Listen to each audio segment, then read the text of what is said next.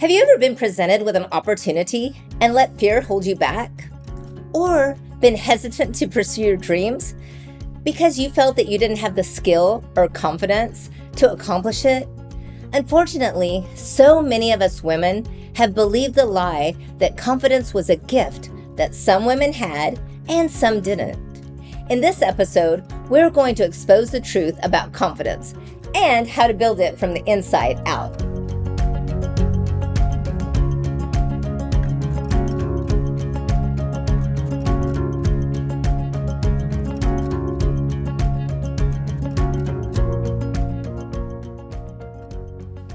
Hey there, beautiful dreamer. My name is Carolina Sizemore, and I just want to celebrate hitting the 1-year mark with the Timeless Truth podcast, which is a show that helps women overcome limiting beliefs, break down barriers, believe in themselves, and boldly pursue their dreams and goals one mindset shift at a time. And we're going to celebrate today with something foundational. We're going to talk about what confidence really is and how to build it, even if you feel like you don't have it. Unfortunately, confidence is often portrayed as something inherent, like you're either born with it or you're not. Well, let's shatter that myth right now, because confidence isn't something you either have or you don't.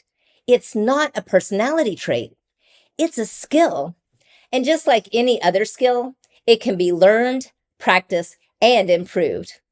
Which leads me to our timeless truth for today, which is confidence isn't a personality trait, it's a pattern you practice. Now, for most women, confidence is not a default setting. It's a journey. It's shaped by our upbringing, by culture, by media, and personal experiences. From self-doubt instilled in childhood to the unrealistic standards of perfection in adulthood. We as women often wrestle with internal as well as external forces that slowly erode the struggling, emerging thoughts of self-belief. But the good news is our confidence can be built, nurtured, and reclaimed through intentional practice. So first of all, let's talk about why so many women struggle with confidence. Well, cultural conditioning for one thing. From a young age, girls are often encouraged to be quiet, polite, and agreeable, while boys, on the other hand, may be praised for being assertive and ambitious. Girls are more likely to be rewarded for a sweetness and compliance in appearance. And this early socialization can unconsciously lead us to being hesitant in assertiveness and speaking up, or even to take risk or proactively pursue leadership roles later on in life. In fact, we may even default towards perfectionism and comparison. Because women are frequently held to impossibly high standards, both by others and by ourselves, the pressure to have it all, career, family, beauty, etc., can create a crippling fear of failure. And to make it worse, social media intensifies this issue. It fosters feelings of inadequacy with the constant comparison when we're constantly bombarded with the highlight reels of other people's lives or the most carefully curated snapshots. Because, let's be honest, most of the time, life doesn't really look like that. And then there's imposter syndrome. So many accomplished women internally feel like frauds, convinced that they don't deserve their success for fear that they'll somehow be found out, for not being everything that people believe they are. These are some of the lies that fuel our limiting beliefs. Unfortunately, not having that internal validation can undermine confidence, no matter how impressive your resume or achievements are. And to top it all off, a woman's confidence can be greatly skewed through body image and media influence. Because let's be honest, for decades, media and advertising have often promoted narrow and unrealistic beauty standards. And these messages tend to diminish self-worth, especially when we as women believe the lies and we allow our worth, our value, to be determined by our appearance. Well, get ready to change all of that, beautiful dreamer.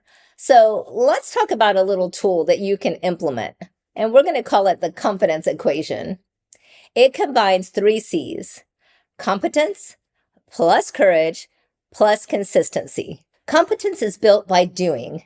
You don't need to be an expert, you just need to start. You add to that courage, which is doing it afraid, before that confidence shows up. And then consistency. This is where the transformation happens because repetition trains your brain to feel more at ease doing the thing that you were once afraid of. Let me give you a little example. Personally, I used to be afraid of speaking in front of large crowds. My heart would almost beat out of my chest, and I would literally get sick to my stomach. And like my husband loves to share if you're ever around him, I could often be found in the corner of the room almost in tears, desperate to leave. But then one day, I came to the realization that the message I was asked to share was not about me. This is why it's so crucial to find and understand what you are truly called to do. Because then it becomes something bigger than yourself. It's also about defining your why. But that's a topic for another podcast. Time after time, I was presented with opportunities, and I constantly slid back into the corner as God over and over eliminated the scripture to me. For God has not given us a spirit of fear and timidity, but of power, love, and self-discipline. That's found in 2 Timothy chapter 1, verse 7. And I've probably mentioned the scripture before because it so transformed and impacted my life. And I'm praying that it will do the same thing for you, beautiful dreamer.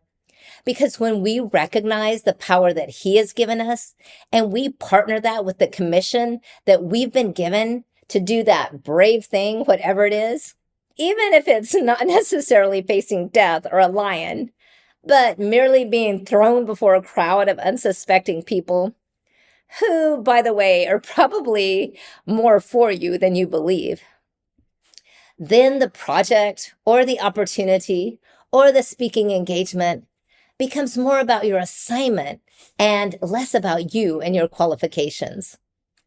And once that became a truth and clicked inside of me, I was able to step out and share my passion for young women to pursue their dreams, to educate people about getting involved in combating human trafficking, to equip women just like you, even virtually, on how to do the same thing. And if I'm being honest, at first it wasn't easy. It's like trying to run the first mile when you want to run a marathon. You wonder how you can ever get through the whole thing if this is what starting feels like. In fact, during a speaking opportunity at a news station early on, my friend told me that my lips were trembling so bad as I was speaking. I was shocked that it didn't come through in my voice during the interview. But even that didn't stop me. And eventually, I grew from speaking to small groups of 8 to 10 and built up to 20 in breakout sessions at conferences to eventually speaking to opportunities of crowds in the hundreds. And I built that confidence through action. It was built over time, but it wasn't built by sitting around waiting for it to magically appear. Remember the 3 C's: competence plus courage plus consistency. And memorizing 2 Timothy 1:7 until I truly believed it in my heart didn't hurt either. Now, here are a few practical tips on how to overcome confidence struggles. First of all, challenge your negative self-talk because confidence often begins with your internal dialogue or the absence thereof. Notice when you're being self-critical and ask yourself, would I say this to a friend? Probably not. So if the answer is no, then it doesn't belong in your mind either. Replace negative, critical, or harsh thoughts with more compassionate, constructive ones like, hey, we can do this. We've got this. Come on, let's go. Then set small, achievable goals because confidence also grows when you experience evidence of your own capability. Set small goals that stretch you but are still attainable, because each success, no matter how minor, builds momentum and self-trust in yourself. And don't forget to embrace imperfection. Let go of the idea that you need to be flawless to be worthy, because perfectionism is a confidence killer. Show up as you are, make mistakes, and keep going, because true confidence comes from resilience, not perfection. And don't forget to surround yourself with support.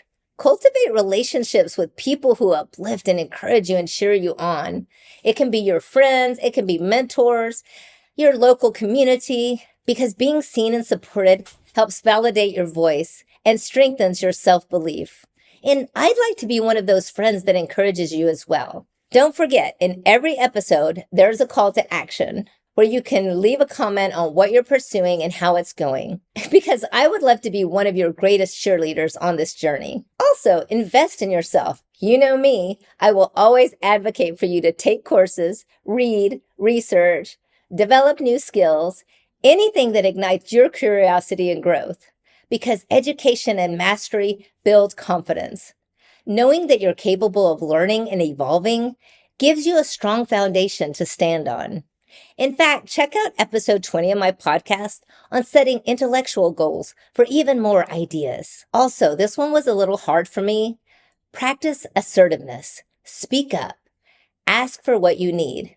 And say no when you mean no. Assertiveness is not aggression. It's clarity and self-respect in action. And the more you practice it, the more natural it becomes. This has probably been one of the hardest areas for me to grow in because I had a limiting belief that assertiveness was mean or brash. But now I recognize the confidence in it. And you know I'm always going to tell you to celebrate wins, big or small. Don't downplay your achievements. Celebrate them. Write them down. Share them with people you trust, because each win is proof of your strength, and acknowledging them only serves to reinforce your confidence. And there's no better feeling than being able to check off the completion of a great project or achievement. And it's so much sweeter when you can celebrate with friends who believe in you. Remember, I'm here to cheer you on. And finally, confidence isn't about being the loudest person in the room. It's not an arrogant, prideful attitude. It's about knowing your worth, trusting your voice, and moving forward even when you're scared. For many women, building confidence is not just personal, it's revolutionary.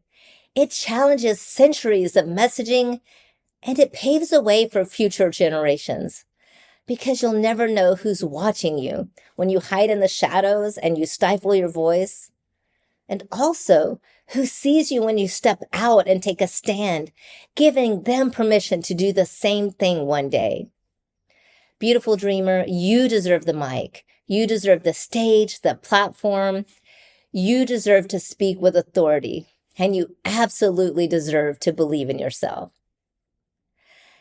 And since we're being vulnerable, one of the things that I struggle with is having a podcast that sometimes feels like a one-way conversation. So I'm going to change that in the upcoming weeks by instilling a little more interaction between you and I. And I'm going to call it the challenge of the week. This is where I'll take one of the action items that we discussed during the podcast and challenge you to implement it into your life. Now, the interaction part is where you actually tell me what you're going to do, or better yet, you let me know when you did implement the challenge in your life and how it turned out. And hopefully, within this interaction, we will both have a little confidence boost along the way. So let's practice with your confidence challenge of this week. Pick one small action that you've been avoiding because of fear and just do it, whether that's posting your work online, asking for feedback, or setting a boundary. Your job is to take one step, then comment or message me on how it went, and especially on how you felt afterwards. Remember, confidence grows through practice, not in perfection. So, beautiful dreamer, remember our timeless truth for today is: confidence isn't a personality trait. It's a pattern you practice. And don't forget your challenge. Implement the confidence equation and let me know how you're going to take action this week. And if you love this episode, it would be such a blessing if you subscribed, rated the show, or share it with a friend who needs a little confidence boost this week. Until then, remember, confidence is closer than you think. You are worthy to pursue your dreams because happily ever after isn't a lie.